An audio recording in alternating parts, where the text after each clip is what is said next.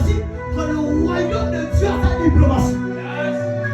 Le royaume de Dieu a un système, a une manière de fonctionner, a une manière d'avancer. Et le royaume de Dieu a des lois et des principes établis. Je vais là vous dire quelque chose qui va vous choquer. Dieu ne marche pas avec des personnes qui ne respectent pas ses principes. Écoutez, tout le monde a accès à la parole écrite. Mais tout le monde n'a pas accès à la parole révélée. Parce que dans la parole écrite, il n'existe pas de principe.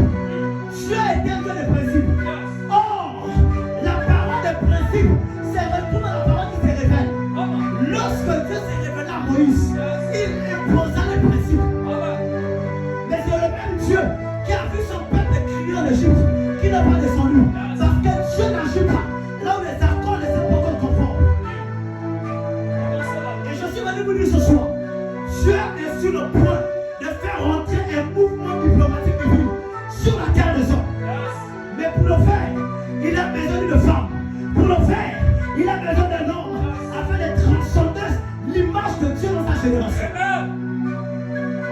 Et pour faire la transition, ce soir je parlerai de la force du langage de la diplomatie. Hier nous avons parlé de la puissance qui accompagne un ambassadeur. Hier nous avons parlé de la puissance qui accompagne un ambassadeur du royaume. Je vous ai parlé des anges. Parce que lorsque tu es ambassadeur physique, le président détache certains agents de la sécurité pour être mis à ta sécurité et pour surveiller à ta protection. Ça c'est un homme. Mais Dieu, dans toute sa gloire, a des anges à sa disposition. Et je vous ai dit que les